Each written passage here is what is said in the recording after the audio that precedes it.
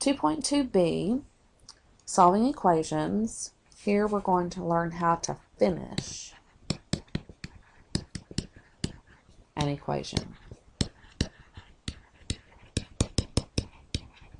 Now we saw earlier in 2.2a that we wanted our variables on one side and the constants on the other. And very often our variables may have a coefficient with them. So I'm just going to make that a C, kind of a funky looking C, because they'll have a coefficient.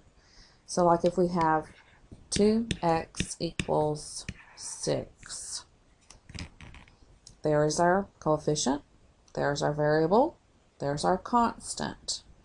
This is what it's going to look like when we are ready to finish an equation. Everybody already knows the answer, but how did we get it? And what you did is you divide it, or you might have multiplied by the reciprocal, which if you did, this is the multiplicative inverse property that we talked about.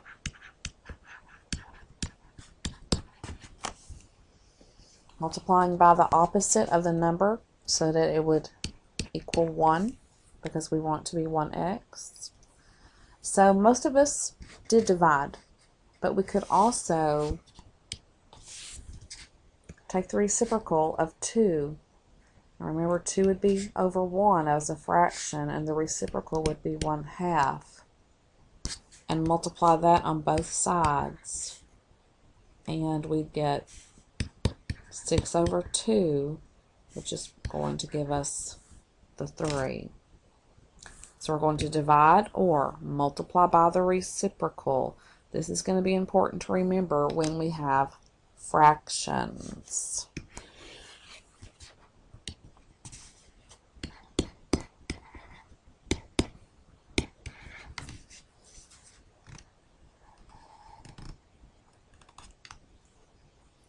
Well, here, x over 2 is the same thing as 1/2 times x.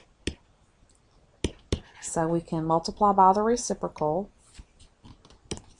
which would be 2 over 1. 2 over 1 would be 2.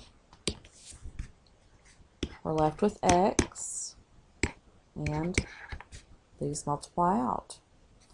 Of course, we can always check our answer. We've got x over 2 equals -8. Take your x, stick it over the 2, work it out. Bring this answer down, it's the same. Remember, if these two match, then you know that this answer is correct.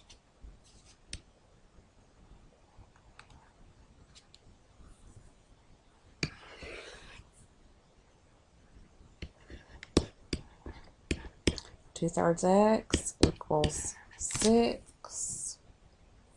Remember, our goal is to get the variable alone.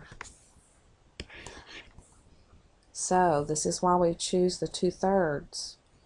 We're going to multiply by its reciprocal on both sides. These all cancel.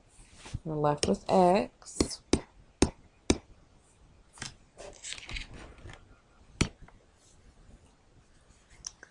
You can rewrite this as 6 over 1. If I use cross canceling, which I can do with multiplication, 2 divided by 2, 6 divided by 2, then I multiply. 3 times 3, 1 times 1, and x is going to equal 9. Then I want to check it.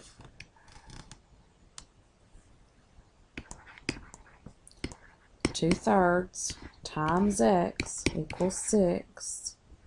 Take my 9, plug it in here, go ahead and stick it over 1. Cross cancel. 3 divided by 3, 9 divided by 3. 2 times 3 is 6, 1 times 1 is 1, so 6 over 1 is 6. That matches, so this is right.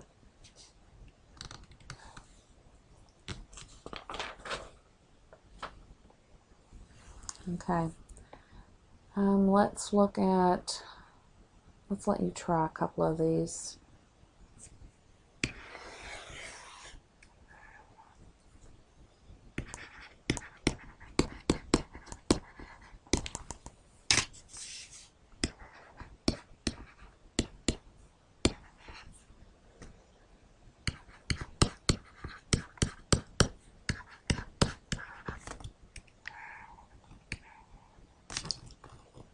Let me see. I want you to do more than that. Yes, I do.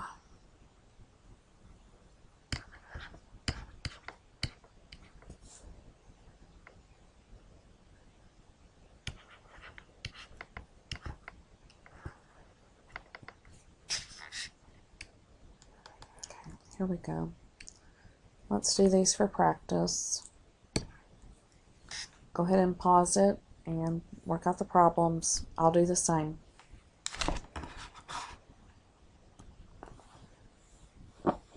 Okay, here are the answers that I've circled. And I circled them after I did the checking to make sure that it's checking out.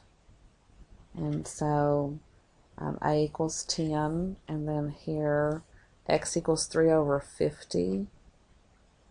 And then you can't be afraid of the fractions. You've got to remember things like putting the whole numbers over 1, doing the cross canceling. This is just reducing. Both of these numbers can be divided by 5. Here we've got x equals 5/9, and then we checked it. And again, doing some cross canceling. When these two numbers are equal, it means that what we got for x was correct. Wanted to ask you a question.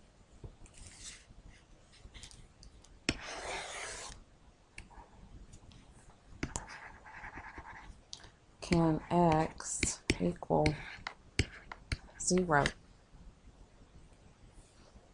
And the answer is yes.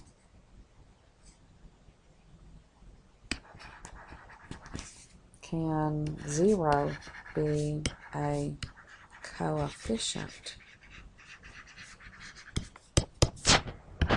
0x equals 10. And this is no. If it is, you'll have a special answer. And we'll see that later. But x can equal 0. So we want to keep that in mind. That sometimes the answer might be 0, but we won't have it where all the coefficients disappear. Okay, that's 2.2b, the finishing step.